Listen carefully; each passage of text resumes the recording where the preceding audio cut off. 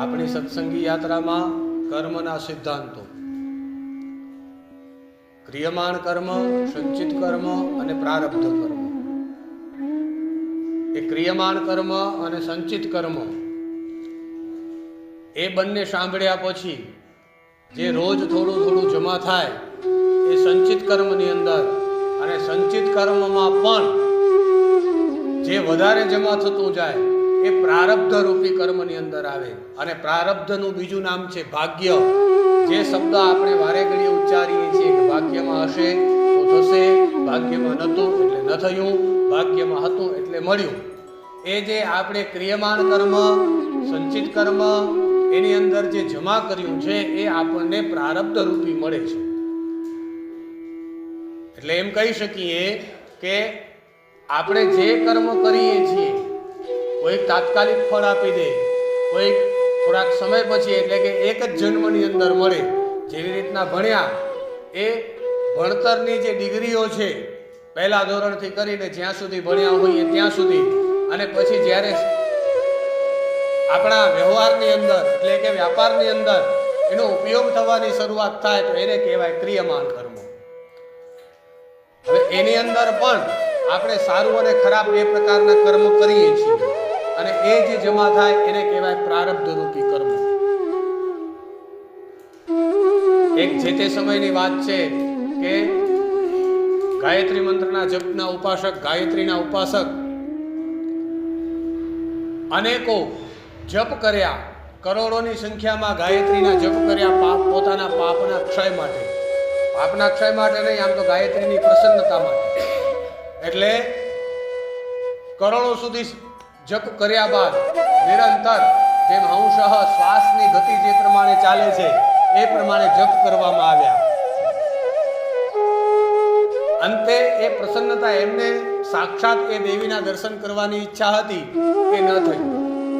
એટલે એમણે પોતાનો જીવ આપી દેવાની તૈયારી કરી કે જો આટલી મહેનત કર્યા છતાં પણ સારા કર્મ માટે, કે દેવીની પ્રસન્નતા માટે, એના સાક્ષાત દર્શન માટે થઈને જો આટલા જપ કર્યા હોય છતાં પણ જો એ દેવી પ્રસન્ન નથી થતા, એમના સાક્ષાત દર્શન નથી થતા, તો આ જીવની કોઈ જરૂરત નથી. એટલે ત્યાં જે નદી હતી એ નદીના કિનારે જઈ અને એ નદીમાં ઝંપલાવવાની શરૂઆત કરી. વિચાર કર્યો અને અંતે વિચાર્યું કે ચાલો આટલા જપ કર્યા છે તો આ દેહ આપતા પહેલા એક જપ હજી કરી લો, એકવાર એ મંત્રનો ઉચ્ચાર કરી લો. એટલે પૂર્ણ શ્રદ્ધાથી એક શ્વાસ થઈ અને ગાયત્રીના મંત્રનો જપ કર્યો. અને એ ગાયત્રી મંત્રનો જપ કરતાની સાથે ભગવતી ત્યાં પ્રગટ થયા, સાક્ષાત દર્શન પણ થયા. એટલે બાકી બધું બાકી રહી ગયું. સાક્ષાત દર્શન કરવા છે, હાથ જોડવાના, વરદાન માંગવાના, એ બધું પછી રહી ગયું. પહેલી ફરિયાદ કરી કે આટલી સંખ્યાની અંદર જો જપ કર્યા છે, કરોડોની સંખ્યામાં જપ કર્યા છે, તમારા સાક્ષાત દર્શનની જ ઈચ્છા હતી, એના સિવાય કોઈ ઈચ્છા નથી. છતાં પણ આટલા બધા જપ કર્યા, આટલી બધી માળાઓ કરી, ત્યાં સુધી ના આવ્યા. અને આ છેલ્લે જ્યારે જવાની તૈયારી કરી ત્યારે તમે માત્ર એક મંત્રથી આવ્યા છો. એટલે ભગવતીએ કહ્યું કે બીજું કાંઈ નહીં, આ કરોડો જપ છે ને પાછું વળીને જોઈ લો. એટલે પાછું વળીને જોયું તો હજારો એવા પર્વતો હતા કે જેમાંથી ધુમાડા નીકળતા હતા એમના દ્રશ્યમાં, કે હું તો એક જ મંત્રથી આવી છું. તારી જે ઈચ્છા હતી ને તે એક મંત્રનો જપ કર્યો, હું એક જ મંત્રથી આવી છું. બાકીના તે જે કરોડો જપ કર્યા ને એ પ્રારબ્ધ રૂપી જે કર્મો ભેગા કર્યા હતા એને બાળવા માટે થઈને આ જપ છે એ બધા લેખે લાગ્યા.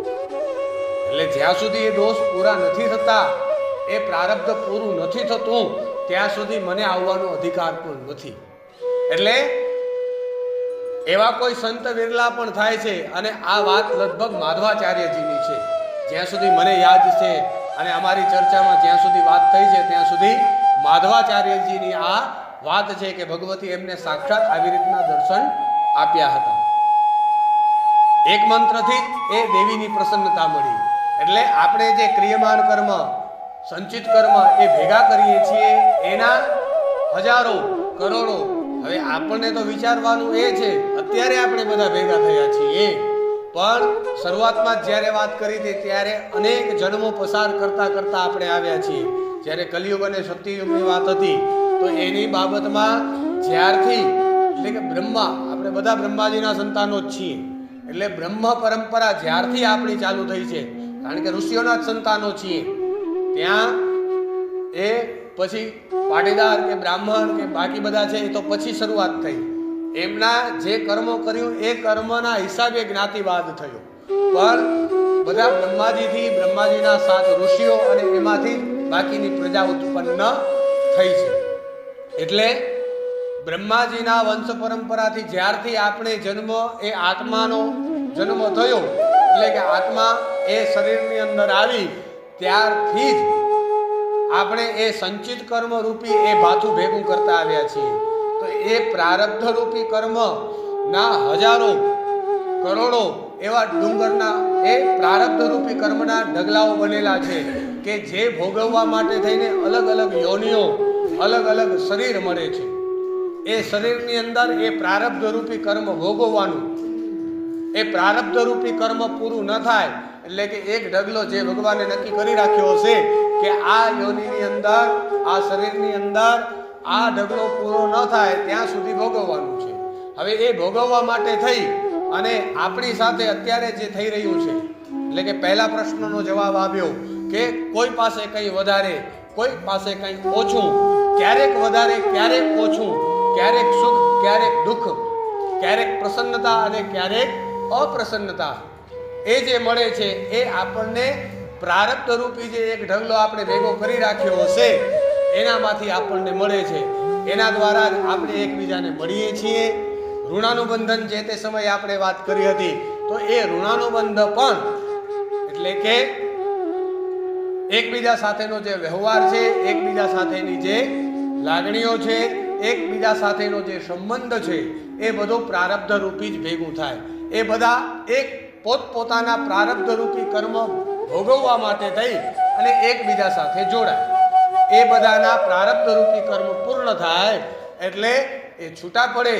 એ પ્રારબ્ધ રૂપી કર્મનો એક ઢગલો જ્યાં સુધી પૂરું થાય, એ દેહ જ્યાં સુધી એ પ્રારબ્ધ રૂપી કર્મનો ઢગલો ન ભોગવી લે ત્યાં સુધી બીજું કંઈ જ વિશેષ પ્રાપ્ત થાય નહીં. એટલે આપણને જે મળે છે એ આપણે જે સંચિત કર્મ અને ક્રિયમાણ કર્મની અંદર ભેગું કરી રાખ્યું હશે ત્યાં સુધી આપણે ભોગવીએ છીએ.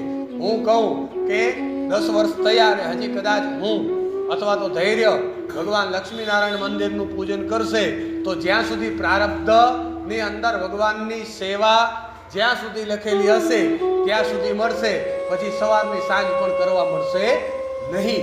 એટલા માટે એ પ્રારબ્ધ રૂપી જે આપણે ભેગું કરીએ છીએ ક્રિયમાણ અને કર્મ દ્વારા, તો એ સંચિત કર્મ દ્વારા એ પ્રારબ્ધ રૂપી કર્મ છે. હવે આગળ આવશે કર્મ અટલ છે.